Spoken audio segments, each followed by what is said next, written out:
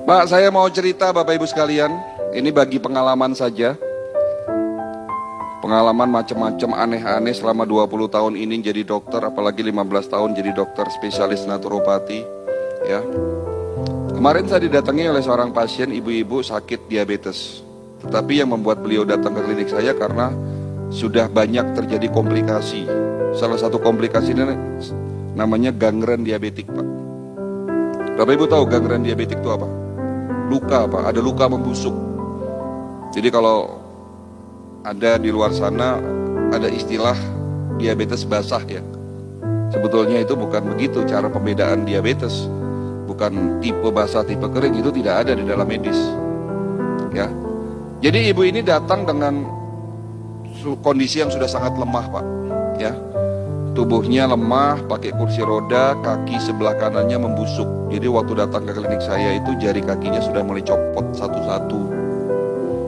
Telapak kakinya bolong, membusuk, jarak 3 meter sudah tercium aroma tidak sedap. Datang di depan meja saya nangis-nangis. Dok, saya sudah pasrah. Sebentar lagi kaki saya mau diamputasi. Tapi terakhir saya minta tolong sama dokter. Apakah ada cara supaya kaki saya sembuh tanpa harus diamputasi? 8 bulan terakhir ini saya menderita, dok, tidak bisa tidur. Ini menjelang malam itu cekot-cekot rasa kaki saya. Kaki saya ini sudah nggak bisa, Bapak bisa bayangkan lah. Kalau kita ketusuk duri aja sakitnya kayak gimana. Nah ini lukanya menganga, Pak. Ya. Padahal sudah berobat dan sakit diabetesnya sudah 10 tahun. Dan ibu ini rutin minum obat. Saya tidak minum obat selama 10 tahun. Tetapi kenapa, dok? 1 tahun, 2 tahun terakhir ini tubuh saya semakin melemah. Gula darah saya tidak turun-turun, padahal sudah minum obat, sudah sesuai ikuti anjuran dokter. Bahkan banyak organ dalam tubuh saya ini rusak. Apa yang bisa saya lakukan dengan kondisi seperti itu, Pak? Nah inilah peran dari pengobatan holistik. Kita tetap ikhtiar, kita tetap bantu mereka yang sakit, yang sudah begitu hopeless. Ya, sebelum saya memberikan satu resep obat, sebelum saya memberikan pengobatan, prosedur protap di klinik kami, kita harus melakukan medical check up.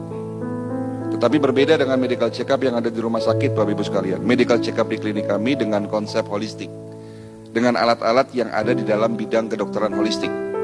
Alat ini saya temukan waktu kami masih belajar di Beijing. Nama alatnya Human Resonance Magnetic Analyzer. Sebuah alat untuk memeriksa fungsi organ lewat gelombang energi. Alat ini saya bilang cukup canggih, Pak. Ya, hanya 10 menit dapat mendeteksi 250 parameter pemeriksaan. Itu kalau di print semua 30 lembar, Pak.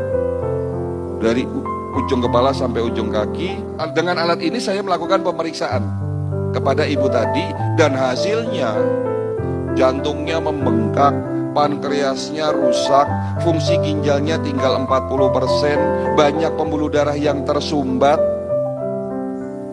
radikal bebasnya sangat tinggi. Jadi salah satu kelebihan dari alat ini mampu mendeteksi adanya radikal bebas. Ya. Dan ini semua terjadi akibat apa? Akibat gaya hidup beliau yang salah. Apa itu? Ada 3 yang saya simpulkan salah. Pertama, beliau suka tidur larut malam. Mereka yang kebiasaan tidur di atas jam 11 malam, tubuhnya akan lemah. Kenapa? Karena jam 11 sampai dengan jam 1 malam, di saat kita tidur pulas, ada bagian tubuh, ada organ tubuh yang namanya liver, hati, itu melakukan bersih-bersih, Pak. Detox istilahnya. Liver memiliki 500 fungsi. 500 fungsi, Pak. Jadi organ yang paling berat kerjanya adalah liver, Pak. Kalau jantung 1 fungsi, Pak, mompa darah, selesai. Ginjal punya 2 fungsi, tetapi liver memiliki 500 fungsi. Dari salah satu fungsi itu ada yang namanya fungsi detoksifikasi. Apa itu? Membersihkan tubuh kita dari sisa-sisa metabolisme yang bisa berpotensi terjadinya oksidasi dan terbentuk radikal bebas. Kapan waktunya liver bersih-bersih? Jam 11 sampai dengan jam 1 malam di saat tidur pulas. Nah, kalau Bapak Ibu pada jam itu tidak tidur, apa yang terjadi? Liver tidak bisa melakukan tugasnya bersih-bersih, pada akhirnya metabolismenya terganggu. Karena apa? Karena terjadinya oksidasi yang tidak dapat dinetralisir oleh tubuhnya. Jadi karena gaya hidupnya ini salah, sering tidur larut malam, ya lama-lama radikal bebas terbentuk. Gaya hidup kedua yang beliau akui salah, beliau suka makan malam. Nah, mereka yang kebiasaan makan kurang dari 4 jam sebelum tidur malam, apapun yang dimakan akan banyak menjadi sampah di dalam usus besarnya. Jika sampah terlalu banyak di dalam usus besar kita, berpotensi terjadinya oksidasi. Cerita oksidasi lagi. Dan jika oksidasi ini tidak diimbangi dengan antioksidan dan tidak dapat dinetralisir oleh tubuhnya, terbentuk yang namanya radikal bebas. Kan begitu ceritanya.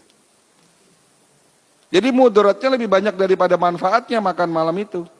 Jadi kalau ditanya, dok, kalau sekali-sekali kita hajatan boleh nggak makan malam? Ya boleh, nama juga sekali-sekali. Tapi kalau ini dijadikan kebiasaan setiap hari makan malam, ini jadi masalah. Jadi itu gaya hidup kedua yang beliau akui salah. Yang ketiga, beliau tidak suka minum air putih. Apa yang salah dengan tidak minum air putih? Hati-hati, Pak.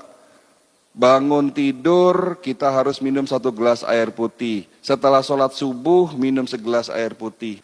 Karena air putih sebagai pembilas, penetralisir sampah di dalam tubuh kita. Jadi kesimpulan yang bisa kita dapatkan apa di sini? Tidak ada satupun penyakit bisa sembuh jika Bapak hanya mengandalkan obat. Karena sesungguhnya kita sakit akibat gaya hidup kita yang salah. Berarti langkah pertama, step pertama sebelum tanya obat, sebelum Bapak minum obat, ya rubah dulu gaya hidup yang salah.